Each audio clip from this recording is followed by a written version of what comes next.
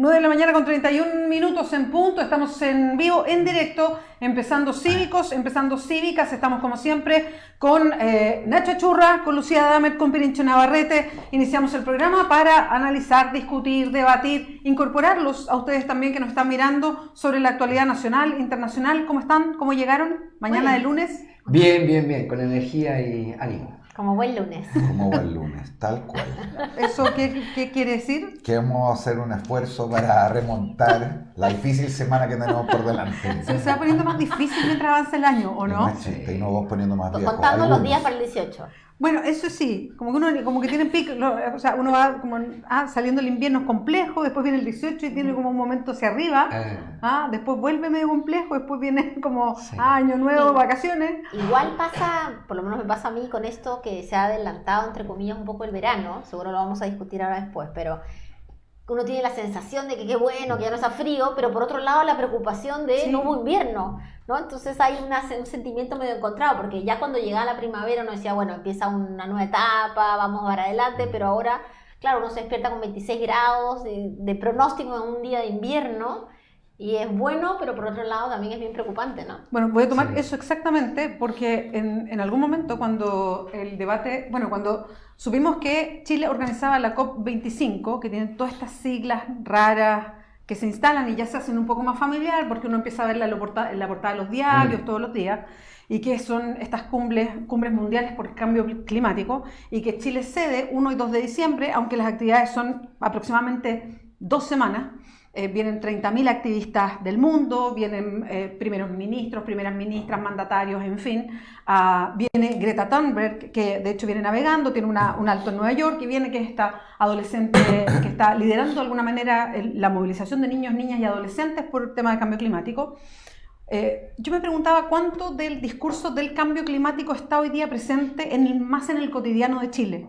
Y me da la impresión que en los últimos meses, yo diría, incluso en las últimas semanas, esto se ha ido acelerando mucho. Y voy a poner el primer tema de inmediato, que vamos a pasar por varios temas hoy día, pero lo que está pasando en el Amazonas con el incendio, 70.000 focos de incendio.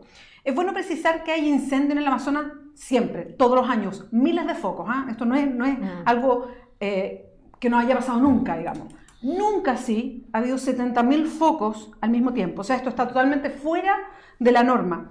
Y todos miran de manera muy crítica los discursos que se han ido instalando, principalmente hoy día, desde la presidencia de un Jair Bolsonaro, que mira la industria ganadera, por ejemplo, de una manera particular en Brasil, y a las comunidades indígenas y a las ONG ambientalistas de otra manera, de manera muy crítica.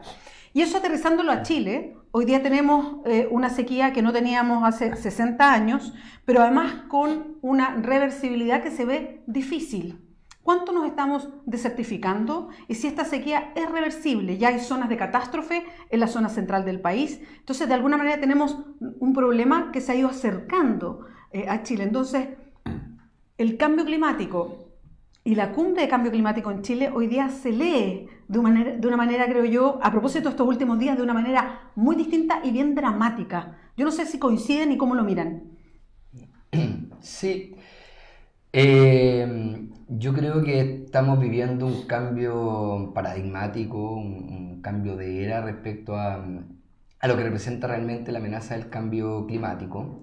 Yo creo que por primera vez en mucho tiempo se juntan diferentes aspectos de la experiencia humana en una pura cuestión, ¿no? Por un lado, la cuestión de carácter político y económica asociada al tema del cambio climático, en cuanto a modelo de producción, matriz productiva, extractivismo y otras muchas cuestiones, este tema de la ganadería, y una cuestión mucho más experiencial, personal, individual. Este llamado a dejar de comer carne, o esta sensación de que estamos comiendo carne y somos parte entonces del problema, el tema de la producción de basura, y otra cuestión ya más sensible que tiene que ver con la experiencia física. Yo creo un poco lo que decía Lucía, ¿no? Uno sabe que hay un problema, uno sabe que hay una guerra por allá, o sabe que hay una crisis económica y lo resiente en un ámbito, a lo mejor en lo económico, en lo social, pero aquí esto se resiente en lo económico, en lo social, pero también en lo físico. O sea, uno siente el calor, ¿no? Uno siente la sequía, la vive en el día a día, y eso yo creo que tiene repercusiones a nivel personal, a nivel individual, que yo creo que todavía no terminamos de ver por completo, porque además no sabemos en qué va a terminar esta historia. Entonces, yo creo que efectivamente esta COP25 probablemente va a ser la más importante de la historia, la que está además en el centro de una crisis y que además va acompañado de un proceso, de una suerte de individualización ya como de responsables, con mayor o menor justicia, ¿no? Pero empieza a aparecer ya la figura de Trump como un negacionista del cambio climático, como un tipo responsable de lo que está pasando. Países como China, como India, también como responsable Bolsonaro en América Latina y Evo Morales, que también hay que decirlo, que ha tenido un comportamiento y algunas decisiones que han sido parte del problema también, particularmente los incendios en Amazonas. Sí, estoy de acuerdo, creo que este es un tema de esos sistémicos que viene a quedarse, donde además da para tantas aristas comunicacionales que verdaderamente ha llegado a instalarse. O sea, tú ves desde que prendes la tele en la mañana, los matinales están cargados al cambio climático, a las consecuencias de la sequía, ya sea entrevistando a la persona que no puede plantar cosas, hasta la gente que ha tenido que mudarse. Perdona, yo no hubiese pensado eso a principios de año, ¿eh? No. O sea, no hubiese pensado que íbamos a estar justo, no sé, 3 meses, 2 meses antes de la COP25 con una conversación tan cotidiana respecto a este mismo tema. Es que hay cosas que nos están afectando cotidianamente. Si hoy día estuviéramos un día normal de agosto, septiembre, probablemente nadie estaría en esta preocupación, pero esto es un poco, y en el tema de los medios, es como la cobertura después del terremoto, ¿cierto? Que uno está meses hablando de la placa, de la cosa sísmica, y aparecen unos nuevos expertos, pero además es un fenómeno bien mundial, ¿no? Y lo que estamos viendo en el Amazonas es una cosa espeluznante, pero además lo hemos visto en otras partes del planeta, y con unos actores políticos que claramente no dan el ancho para el nivel del desafío mundial que hay. Y por eso es que aparecen estos otros actores, como Greta, que viene en su barco ahí en el medio del Pacífico, del Atlántico ahora, que va a Nueva York y después viene para acá para hacer el punto justamente. Pero si tú sacas eso, en Europa hoy día hay todo un movimiento de gente joven que decidió no tomar más aviones cuyo viaje sea de menos de 2 horas, porque está claro que son los viajes que contaminan más a cambio de lo que cuesta el traslado. Entonces la discusión entra ya en el área chica de ¿seguimos potenciando estos low cost o entramos realmente a poner trenes? Entonces hay una discusión ahí que yo creo que se va a mantener. Como siempre, además, en los países más desiguales los pobres se van a ver peor de afectados, y en el mundo los países pobres no, se van a ver peor de afectados. Entonces también hay una distribución súper inequitativa, por más de que es un problema global, las consecuencias no son tan globales. Sí, y estoy de acuerdo con todo eso, pero simplemente para joder poner 3 paradojas encima que yo creo que es importante relevar. La primera paradoja tiene que ver con la diferencia entre el discurso y los hechos. Es decir, ustedes tienen razón que quizás como nunca se ha instalado en el debate público, lo vemos en la televisión, de cara a las discusiones en torno a la COP, en fin, una mucho mayor sensibilidad ambiental e identificación de los problemas. Sin embargo, yo creo que cuando uno mira la práctica cotidiana de las chilenas y chilenos en general, me parece que se condice bastante poco, por decirlo de manera elegante, con esta preocupación. Y no sería la primera vez que respecto a los problemas generales manifestamos una tremenda aprensión, y sin embargo cuando rastreamos ciertas consecuencias en nuestras conductas individuales, la verdad es que deja mucho que desear. La segunda paradoja, que es muy compleja, tiene que ver con las diferencias de posibilidades de un mejor comportamiento habida cuenta la condición socioeconómica de las personas. Es impresionante en Chile cómo los mayores niveles de acción y de conciencia medioambiental se dan en los sectores más elitistas. Y sin embargo la gente más pobre, que probablemente no tiene posibilidades de contribuir de manera más significativa, entre otras cosas porque ser ambientalista de verdad sigue siendo en países como los nuestros muy caro. Más caro. Y por lo tanto la gente modesta, que apenas llega a fin de mes, cuando llega, no tiene ningún margen para poder de manera significativa contribuir de esta perspectiva. Y esta es una discusión que hemos tenido en otros ámbitos, por ejemplo a propósito de comer sano. El ocio en Chile es caro, comer sano es carísimo, y también tener una conducta medioambiental creo que lo es. Y la tercera paradoja es que yo creo que hay poca consistencia en el discurso también respecto a las políticas públicas. Estamos todos más o menos excitados con el tema de la COP25, ha habido una cierta mayor conciencia instalada, pero cuando uno ve realmente qué es lo que va a pasar desde el punto de vista de los compromisos de política pública del gobierno, cómo se pone un sector empresarial de cara a los desafíos que a ellos los afectan de manera significativa, creo que hay una tremenda brecha todavía entre lo que hemos dicho y lo que finalmente vamos a hacer. Perdón, quería tomar algo que decía Perincho que me parece súper interesante y que es cómo decanta el tema, porque también yo creo que ahí hay problemas de información y de acceso también a la información, porque cuando hablamos de cambio climático y lo que provoca el cambio climático y de qué estamos hablando de fondo, yo creo que ahí falta parte de la información como para que lo enfrentemos, digo, como comunidad, como sociedad completa, de la mejor manera.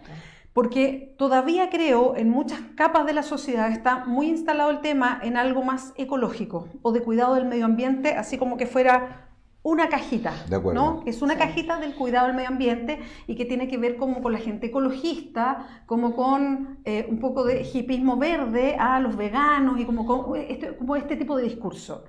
Y cuando hablamos de cambio climático y qué provoca el cambio climático, tenemos que trasladar esa conversación y yo creo que eso ha faltado de manera intencionada, ha faltado decir, este es un problema económico, no es un problema solamente ecológico, tiene unas consecuencias hacia allá, pero este es un tema económico, es cómo una sociedad construye su forma de desarrollo, qué entendemos por un buen desarrollo, qué entendemos por una buena economía.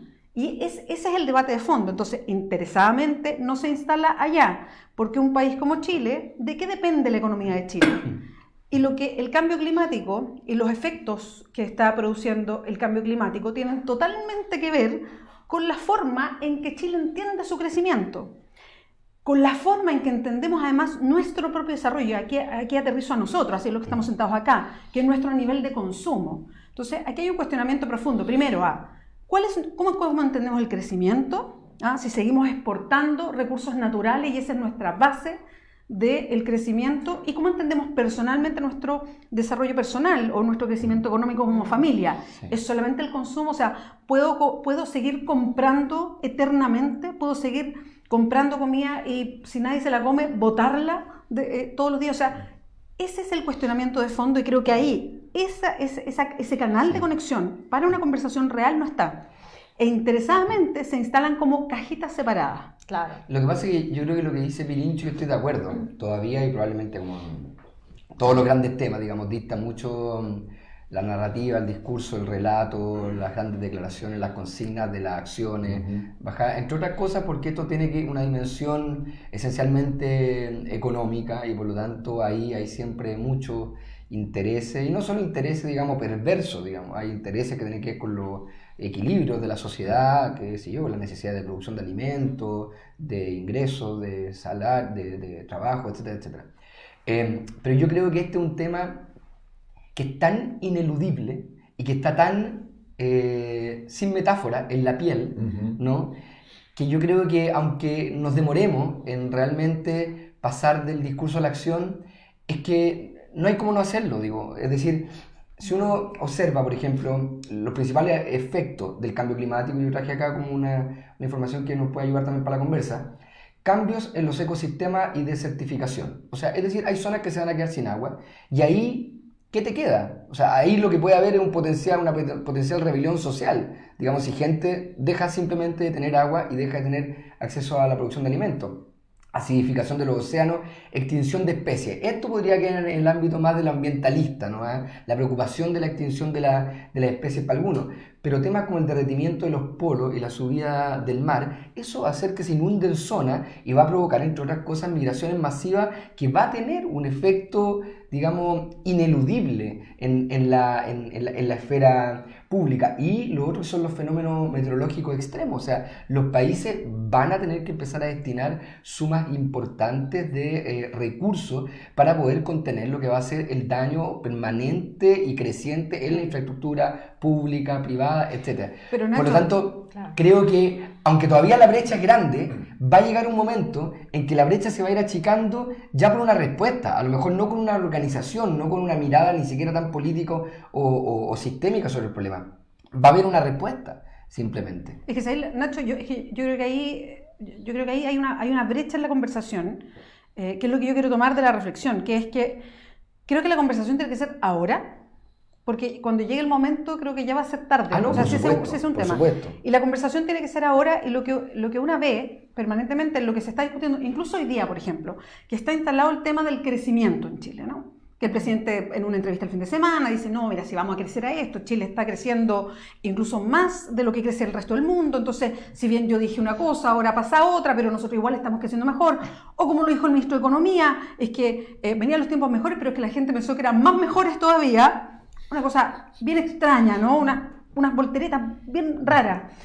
Entonces, creo que ahí hay un desenfoque para mi gusto. ¿En qué sentido? En que, si bien tenemos esto por una mano que tú dices que es tal cual, y que yo creo que estamos atrasados incluso en la conversación que estamos teniendo, todavía en nuestra conversación cotidiana, incluso el presidente de la República sigue hablando de crecimiento, entendiendo el crecimiento como lo hemos entendido siempre, cuando ahí está el problema de fondo. Que el tema hoy día no es solamente cuánto crezco, sino es cómo crezco. Y que si él organiza la COP25 no puede negarse a una conversación que es más expansiva que eso, que de hecho es más crítica que eso. Y eso es lo que yo echo de menos. Hoy día estamos como en conversaciones paralelas. Hoy día él mismo está participando como oyente en el como invitado especial, digamos, en el G7, con todas las economías grandes del mundo, y se viene como con toda esta idea de los países de apoyar lo que está pasando en la Amazonía para gestionar recursos, para poder combatir los incendios, en fin. Entonces siento que hay como canales paralelos de conversación y que nos estamos enfrentando el problema. Pero es que, como conversábamos la vez pasada a propósito de esto de la robotización y el cambio del trabajo, sí creo que estamos en una etapa donde algo se está muriendo y algo están haciendo, pero ninguna de las dos cosas está tan clara. Entonces, como obviamente, además, hay gente que está muy interesada en que esto sea cosmético. Yo estoy de acuerdo con los tres temas que plantea Pirincho, porque evidentemente aquellos que son los dueños del capital, aquellos que están mega, ultra enriquecidos con este sistema, les cuesta pensar que ahora hay que hacer un sistema distinto, porque eso es entregar poder en algún sentido, ¿cierto? Así también como aquellos que creen que esto es un tema de respuesta individual, creen que tal vez dejando de comer o reciclando su basura lo van a resolver, pero al rato van y se pegan una ducha de 2 horas para sentirse bien porque han hecho su proceso de reciclado, y claro, con eso ya se echaron todo el agua que habían... O sea, es un proceso de aprendizaje también. Lo que creo que sí es inevitable es que este es un tema que llegó para conversar y que probablemente, contrario a todo lo que hubiéramos esperado, es el tema ambiental el que nos va a llevar a discutir el sistema de desarrollo del país más que el tema económico, únicamente. Sí, mira, para poner algo positivo y más esperanzador, no solo en política, sino que en varios aspectos de la vida, el afectivo por de pronto, una dificultad muy importante es traer a valor presente expectativas futuras. Y yo creo que si hay algo que está funcionando bien es que, tratándose de un tema respecto del cual la mayor dificultad durante mucho tiempo tuvo que ver con la sensación de que esto no nos iba a pasar a nosotros, como dice Nacho, el hecho ya de tener calor, de vivirlo diariamente, muestra una cierta urgencia del problema que antes no había. Y yo creo que eso es muy interesante, porque lo que sí sabemos con certeza es que entre más tarde abordamos esta discusión, mayores van a ser las consecuencias y muchas de ellas irreversibles. Donde sí estoy absolutamente de acuerdo con la Bea es que yo creo que, entre otras cosas, por un interés creado y también por un discurso no muy bien aquilatado, esto ha sido puesto más bien siempre en los márgenes, en cuestiones laterales que podemos corregir con pequeñas correcciones, cuando la discusión de fondo es bastante más profunda y que tiene que ver con cómo alteramos nuestro modo de vida. Y nuestro modo de vida, entre otras cosas, por ejemplo, cómo nos organizamos desde el punto de vista productivo, qué entendemos por desarrollo, cuándo dejamos de hablar de cantidad y empezamos a hablar de calidad de crecimiento, y renunciamos a estas cosas que para este país han sido muy significativas, porque yo trataría en esto de no frivolizarlo en el siguiente sentido, es decir, más allá de los intereses creados, lo cierto es que este es un país de una historia productiva que básicamente centra los pilares de su crecimiento económico en la exportación de sus recursos naturales y en el capital financiero. Y siempre hemos combatido o hemos tratado de mitigar eso sobre la base de una discusión más económico-social que tiene que ver con la distribución del ingreso y la mayor igualdad. A mí me parece que es súper importante empezar a conectar la conversación medioambiental en el buen sentido y más lato sentido de la palabra con efectivamente otras discusiones de carácter político, económico, social que hemos tenido. Me parece que hay un discurso súper interesante, pero no muy bien aquilatado, es decir, cómo desigualdad, crecimiento y medio ambiente empiezan a ser una trilogía, una conversación más larga. Ahora, Nacho, voy al tiro contigo, pero es interesante, por ejemplo, la foto que estamos viendo a propósito del G7 y lo que uno mira de las declaraciones que pueden hacer presidentes como Trump o como el propio Bolsonaro, digamos, cómo se instalan en la esfera pública frente a otros como, no sé, la misma Angela Merkel o lo que ya han empezado a hacer, o las reacciones que tienen países más bien de los países nórdicos, por ejemplo, que están mirando esto desde hace tiempo y que lo sienten más de cerca porque les empieza a pasar, digamos, que su paisaje habitual está empezando a cambiar de manera muy dramática y que es que también aquí hay una presión por una suerte de alineamiento mundial, ¿no? Porque los que no creen en el cambio climático lo dicen directamente, que hay una exageración, que hay una sobrereacción. Sí. Lo que dicen es que la tecnología va a lograr en algún momento, a lo mejor, y así, o sea, a lo mejor no la conocemos hoy día, pero en un tiempo más la tecnología obviamente va a superar esto, así, o sea, démosle nomás. Entonces, acá también hay un intento mundial de tirar los extremos, ¿no? Y de un sector de presidente, o sea, de potencia mundial, es decir, a ver, paremos un poquito, esto es una sobredramatización. ¿Quiénes están conmigo, de alguna manera? Y por otro lado, los que dicen, oye, exigencia ahora, cambios ahora, ¿quiénes están conmigo? Pero ahí hay dos, Sí. solo un detalle, ahí hay como, yo creo que hay aquellos que desde la ciencia, porque hay un montón de científicos que históricamente decían que esto no es cierto, que es parte de un ciclo, etcétera, proponen eso, y después hay otros que lo que hacen es profundizan el sistema. Las declaraciones de Bolsonaro respecto a que hay que apoyar la agroindustria brasileña y que hay que apoyar las capacidades de exportación de Brasil, no importa que eso implique alguna deforestación, son un llamado totalmente distinto. Le da lo mismo el calentamiento global, él está pensando en el aquí y ahora y da lo mismo lo que pasa después. Entonces son unos discursos que además de ser, digamos, retardatarios y contrarios, se van sumando, ¿no? Desde la supuesta evidencia científica hasta un discurso bastante menos comprometido, un poco incluso hasta irresponsable. Aquí, a mí ese me parece un punto súper interesante y creo que tiene que ver con estas figuras de Bolsonaro y Trump particularmente, porque si hay una cuestión que caracteriza, digamos, nuestra era, es la predominancia de la ciencia, ¿no? De las ciencias como la base de lo que todos aceptamos como la verdad y desde ahí las posibles interpretaciones que hacemos de esa evidencia que nos entrega la ciencia, ¿no?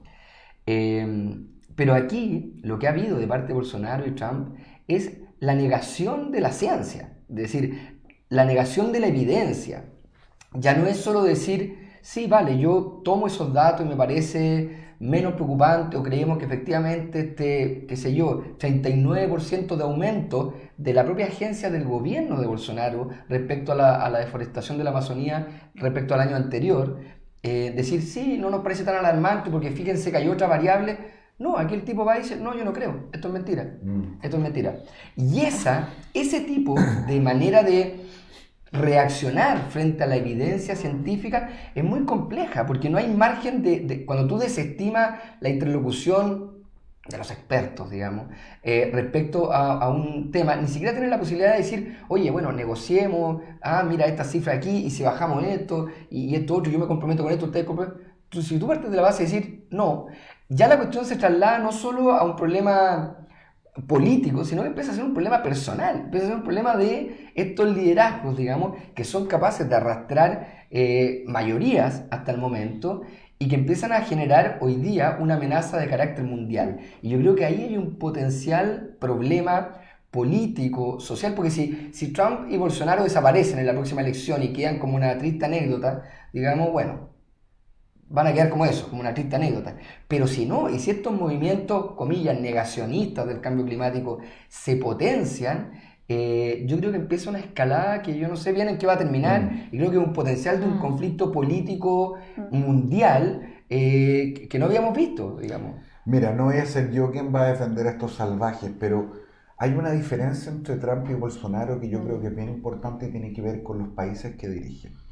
Porque hay un cierto discurso que a mí me parece todavía atendible y que tiene que ver con cómo compensas aquellos países que enfrentan mayores sacrificios que otros. Es decir, alguien linealmente podría decir para bien o para mal. Hay una cantidad de países desarrollados del mundo que transitaron por esto, que explotaron sus recursos naturales, que contaminaron el planeta de manera significativa, que lograron altísimos niveles de desarrollo, como el caso de Europa y otros, incluso Estados Unidos, y sin embargo, para ellos es mucho más fácil hoy día mirar con mayor cautela lo que están haciendo porque lograron cuestiones muy significativas para sus pueblos. ¿Qué es lo que dicen los chinos también? Exactamente, es decir, puesto en la cabeza de Brasil, un país con esos niveles de desigualdad de potencial, no significa esto que les toca arrasar a ellos. Sin embargo, una discusión súper legítima es como no tuvieron la oportunidad de hacer lo mismo y van a tener que sacrificarse, entre otras cosas, porque, por ejemplo, la Amazonía es considerada prácticamente un pulmón del mundo, como el resto de los países que ya incurrió en esta gracia va a compensar esos pueblos, va a compensarlos desde el punto de vista de darles mayores niveles también de prosperidad social, porque van a, entre comillas, perder una oportunidad sacrificándose por el mundo, cuestión que no hicieron lo otro, y eso marca una diferencia importante entre Estados Unidos y Brasil, como marca, como decía la Lucía, una diferencia importante también con China. Y por lo tanto esta discusión agrega una segunda dificultad y que tiene que ver que no es una discusión individual. Nos está pasando esto a nosotros, es decir, hay una presión muy fuerte sobre Brasil y alguien en Brasil dice, bueno, ¿en qué momento esto fue considerado un patrimonio del mundo? Bueno, lo es. Y por lo tanto, al igual como no funciona que 2 o 3 personas sean veganas o reciclen sus casas, sé que en general no hay una cultura en el país, lo mismo está ocurriendo en el planeta. Va a haber exactamente lo mismo, lo que se haga en Brasil o en otros lugares del mundo, sé que en general no hay una mayor consistencia. Y vuelvo, perdón que sea majadero, a las diferencias del punto de vista social. Es decir, tener una cultura medioambiental en África tiene un costo altísimo hoy día para su gente. O en Asia, que vive del carbón. Exactamente, a diferencia de lo que ocurre en los países nórdicos. Sí, claro. Por supuesto, pero Claro. es que yo creo que precisamente ahí está el potencial conflicto que hoy día nos cuesta ver con claridad. Es decir, ¿qué va a pasar con estos países que legítimamente dicen, oye, ustedes se desarrollaron, nadie les exigió nada, se desarrollaron como pudieron y miren los estándares de vida que tenemos y resulta que ahora ustedes que son ricos nos miran a nosotros y nos llenan de limitaciones, de explotación de nuestros propios recursos, nuestra propia riqueza, etcétera, etcétera? Y yo creo que eso empieza a poner grandes cuestionamientos. Cuando se dice, por ejemplo, que la Amazonía es un pulmón del mundo y que de alguna manera es un patrimonio de la humanidad, y Brasil dice, oye, perdón, aquí están violando soberanía, la Amazonía es nuestra, empezamos a discutir cuáles son los límites del Estado-Nación. Exactamente. ¿Ah? Y eso puede ser una discusión mucho más profunda y sistémica. Hoy día, tú decís, no, pero nadie va a empezar a cuestionar los límites del Estado-Nación hoy. Espérate un rato, cuando se empiecen a hundir territorios y ya no tengas 5.000, tengas 200 millones de asiáticos escapando e invadiendo la Europa occidental por sobrevivencia, y ahí los refugiados, los aperturistas, todo el mundo va a decir, oye, ¿cómo se reorganiza esta cuestión? O sea, yo creo que vienen grandes cambios en la humanidad a nivel político y económico, que hoy día es como, está empezando un ciclo de algo que difícilmente somos capaces de prever y entender. Nacho, Lucía, Pirincho, vamos a hacer una pausa en el programa, es muy cortita, yo les cuento que me tengo que ir, estamos en directo, porque viajo ahora y me voy directo al aeropuerto, así que, pero se queda el Nacho, se queda Lucía, se queda Pirincho para el resto del programa. Hay otros temas que tienen que ver de lo que estamos hablando con lo que pasa en Chile a propósito de los efectos de la sequía. ¿Qué otros temas políticos hay de la semana? Bueno, se aprobó en la Cámara de Diputados la tributaria, con efectos ahí con los votos de la democracia cristiana, lo que está generando tanto para el gobierno como para la propia oposición, esta pelea pública que tuvo la vocera de gobierno con el Partido Socialista y también los efectos que esto puede tener, está el Instituto Nacional, en fin, hay hartos temas para el segundo bloque, así que espérenos, estás en Cívicos, Cívicas, aquí en Clever.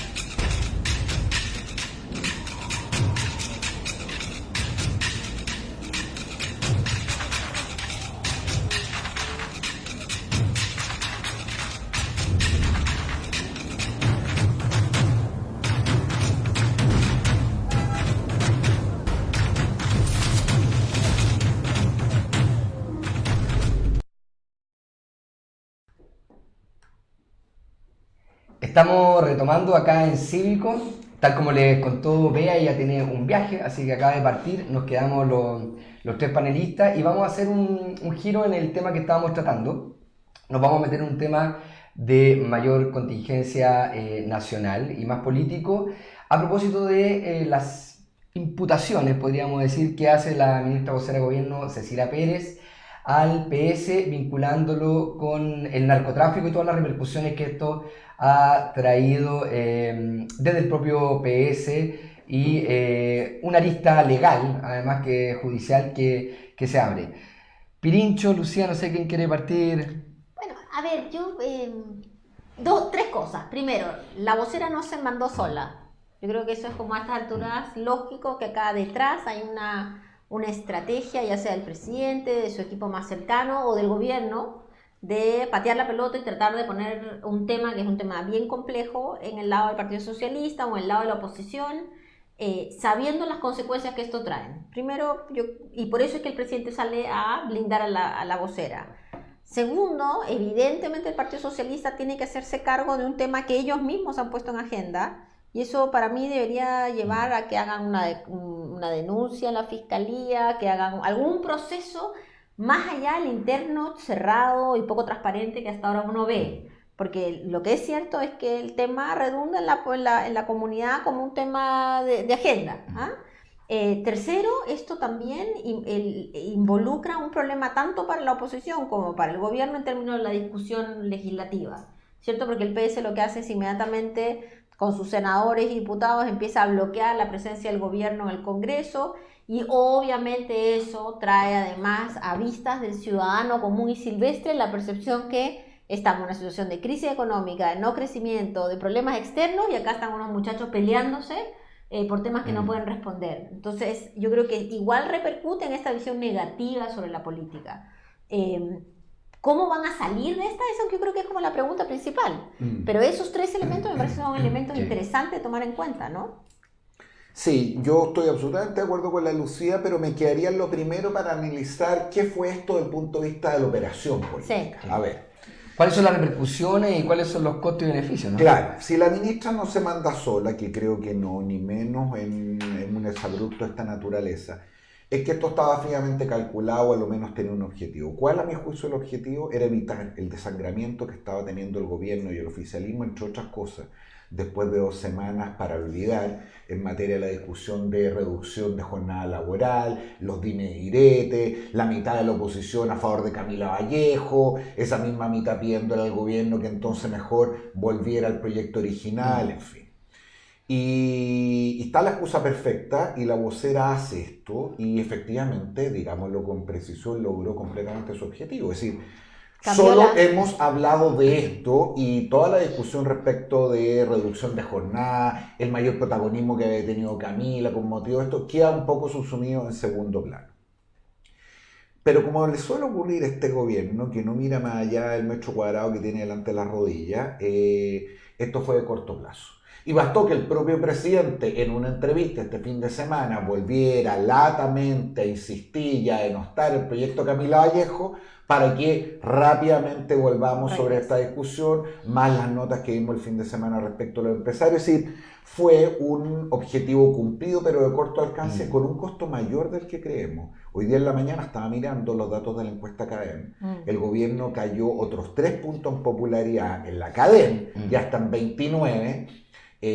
Cae también la vocera, lo cual era más o menos obvio, y por lo tanto la pregunta es si valía la pena, sobre todo por lo que apunta finalmente Lucía, que tiene que ver con que el gobierno está tramitando 4 reformas muy significativas en un escenario donde no tiene mayoría, y esto no solamente generó la solidaridad al interior de los socialistas, que ya era difícil lograr unir un conjunto de personas que se habían insultado. Y lo logró, mira, lo dijo la Maya Fernández, casi como una ironía, dijo, Piñera logró que estemos dando una conferencia conjunta. Así es. Y además, incluso generó la solidaridad de otros sectores políticos de la oposición, entonces, en el corto bien, en el largo mal. Sí, yo también no podría pensar que una jugada de este nivel de repercusión no estuviera avalada y propiciada por el propio presidente, porque además sabemos que el presidente Piñera tiene una característica personal que tiene, que es un jugador, y es un jugador audaz, digamos. lo ha sido en los negocios, lo ha sido en la política, y además es una persona que está muy acostumbrada a este juego de golpear y luego acariciar, ¿no? Con la UDI hasta el hartazgo. Digamos, te pego y después voy y te acojo, te pego, te acojo.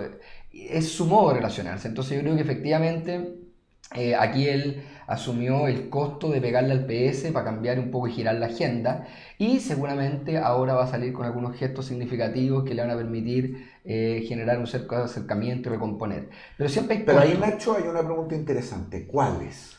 Bueno, ¿Cuáles son Porque los gestos? ¿qué es lo suficientemente fuerte como para aquietar la agua? Esa es mi duda. veremos. Yo no sé exactamente cuál, veremos, pero sí creo que hay otros costos que son un poco más ajenos a lo contingente, que se dejan de medir, y a mí me preocupa profundamente y tiene que ver con el modo en que este gobierno se ha relacionado con un montón de cuestiones, por ejemplo, con la política internacional, ¿no?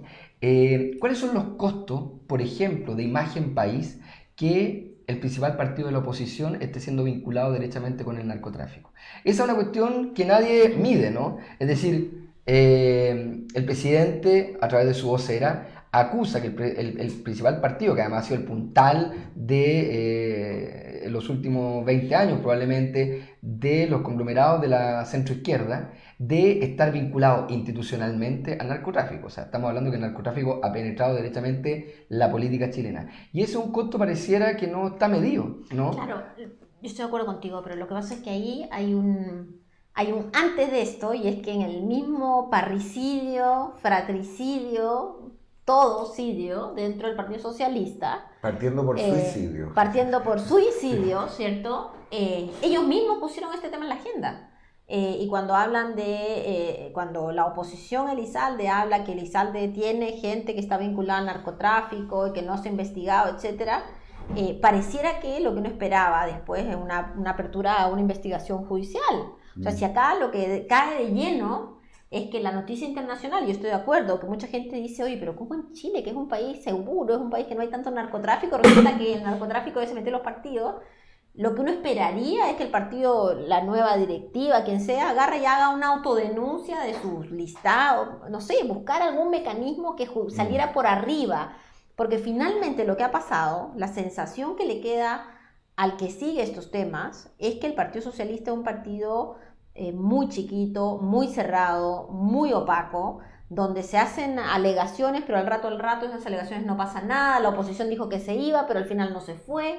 Entonces, permite, y por supuesto que la declaración del presidente aumenta todo esto, ¿cierto? Lo aumenta y lo fortalece cuando él blinda a una vocera que lo que ha dicho es, sube la valla de un problema personal a un problema institucional. Claro, pero es que ese es el gran matiz, esa es la gran diferencia, porque es distinto decir hay una comuna en particular en donde hubo un vínculo, no sé qué, que decir que una institución completa está vinculado. Y yo creo que esas cosas reeditan en el corto plazo, pero no en el largo plazo. Yo creo que a Meo, por ejemplo, le costó carísimo la imputación de narcocandidato a Guiller en su momento, a propósito de esto mismo, porque también la gente es capaz de distinguir, y la gente, por mucha rabia que tenga con la política, por mucha desconfianza que tenga con los partidos, yo no creo que en lo más interno de su fuero la gente quiera la desintegración del sistema político. Yo creo que hay un cierto instinto de sobrevivencia, y ese instinto de sobrevivencia pasa porque la institucionalidad se conserve. Sí, a mí me pasa que la posición de usted yo encuentro que es absolutamente compatible. Es decir, a mí lo que me ocurre, como dice Lucía, es que creo que las deudas del Partido Socialista en materia política, comunicacional y de acción concreta son todavía bien grandes. Y no se condicen lo poco y nada que se ha hecho a la luz de la gravedad del asunto. Esto es una cuestión que hemos visto en América Latina, que tiene que ver con un proceso que no tiene retorno. Efectivamente puede parecer una cuestión media localizada a nivel de operadores, más popular, no institucionalizada, pero esto es una cuestión que hay que parar de raíz de inmediato, o si no después es un proceso absolutamente inabordable. Ahora, lo que sí creo, y en eso estoy con Nacho, es que hay poca consistencia en el presidente de la República en esto, porque el presidente de la República no es solamente quien ha hecho continuos llamados al diálogo, a las buenas prácticas, a la amistad cívica. El mismo presidente en su último discurso, que hizo la locución general dando cuenta del Estado de la Nación, hizo un punto que en general era raro para la derecha y que muchos de nosotros valoramos. Habló del deterioro institucional, de la importancia de recuperar la cancha en la cual estábamos jugando este partido, de la calidad del debate. Entonces, es bien incomprensible que después de todo ese alegato y los otros, se permita no solamente la vocera decir algo como lo que dijo, sino después tener el respaldo del presidente.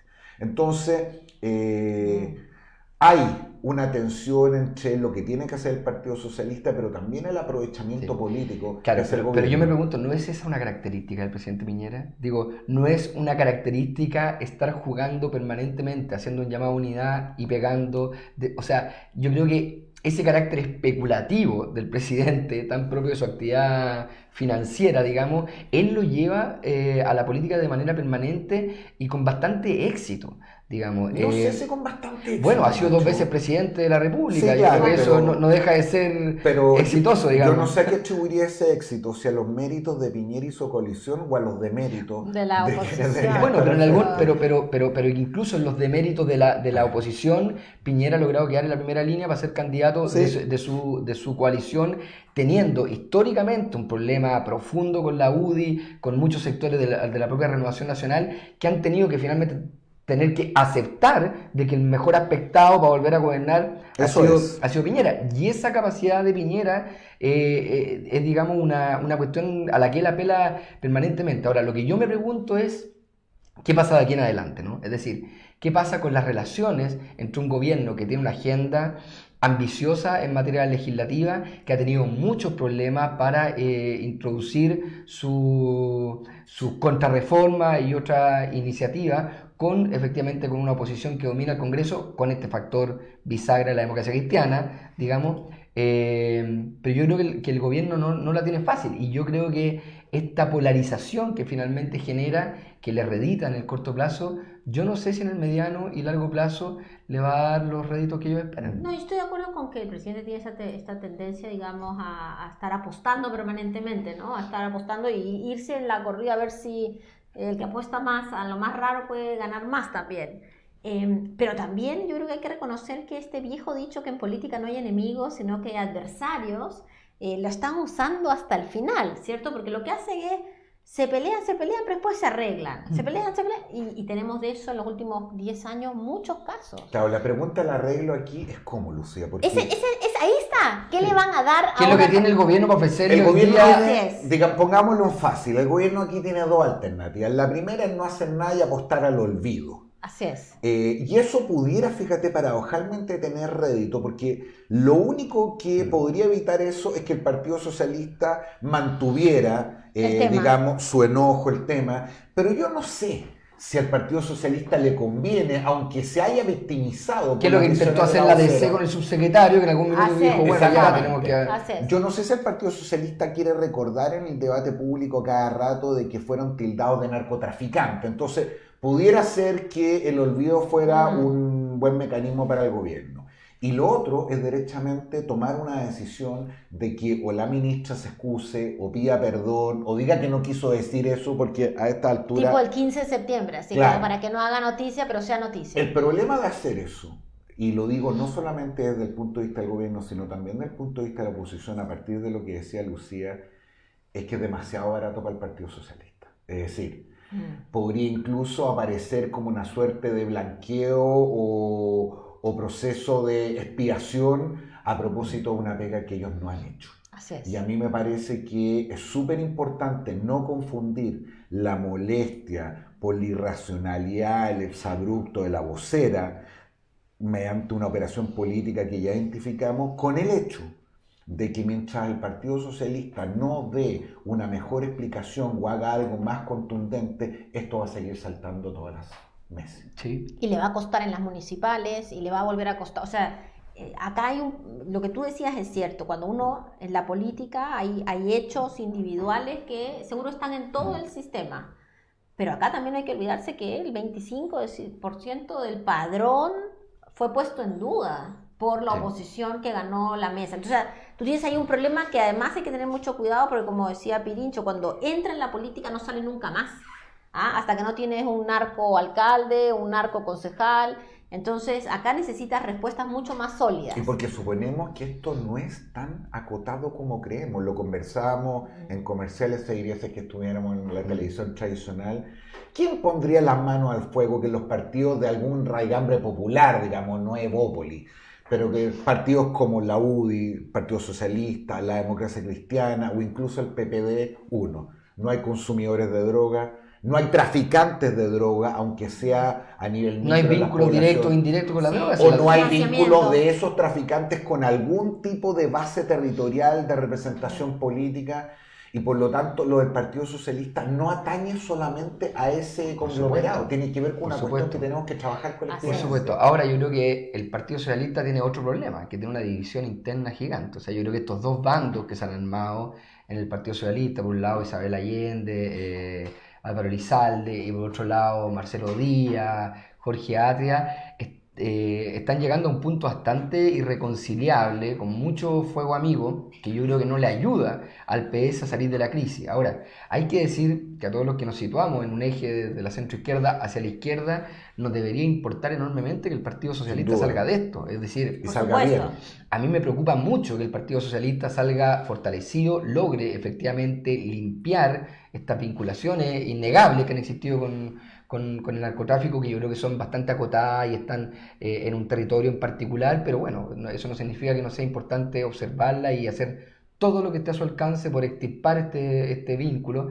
Y a mí me parece que el Partido Socialista en este escenario está inevitablemente llamado a ser un articulador de la izquierda y la centroizquierda chilena. Es decir, Bueno. no veo otro, digamos, está el Frente Amplio por un lado, no veo otro en el eje ex nueva mayoría o ex concertación, otro partido que pudiera asumir realmente ese rol. Yo ahí tengo una seria discrepancia porque cuando tú miras la discusión entre los dos bandos del Partido Socialista no es una discusión ideológica, no es una discusión programática, Sí, es es muy una personal. discusión personal. Es muy personal. Entonces vas a poner el eje de la reorganización de la oposición política a gente que se está peleando por discusiones que inclusive uno no termina de entender cuáles son los odios y amores personales. Ya, yo te concedo eso. Lo encuentro Pero un dime, poco dime mucho. qué diferencia hay entre el resto de los partidos de la oposición. No, por lo Es decir, pronto no se han matado públicamente. Es decir, el caso de la DC, la mayoría de las objeciones respecto a lo que está haciendo Chaín interna, perdónenme, más allá del juicio que nosotros tenemos, son motivadas por razones personales. El caso Buenchumilla porque También. fue su directo competidor.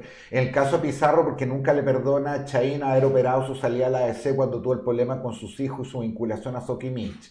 Y Sumi sigue, es decir, parte del deterioro, y en eso estoy contigo, Lucía, de nuestra política, es que ese proceso que tú identificas en el Partido Socialista está absolutamente generalizado. Los antiguos lotes, las viejas facciones, eran posiciones programáticas, Ideológica. políticas, ideológicas. Lo que hay hoy día, y de hecho la mejor demostración de esto es que los grupos se llaman por el nombre del cacique que los preside. Es tremendo. Ahora yo creo que Terrible. la problemática que yo observo de fondo en esta cuestión es que efectivamente en las organizaciones, y por cierto en las organizaciones políticas, hay una capa que tiene que ver con el ámbito estrictamente político, ideológico, y hay una capa subterránea que corre siempre, más en un país como Chile, Sí. en un país especialista en pelambre, en chaqueteo, en que todos tenemos máster en hablar mal de las otras personas, unos más y otros menos, pero que es un deporte nacional hablar mal de otros, ¿no?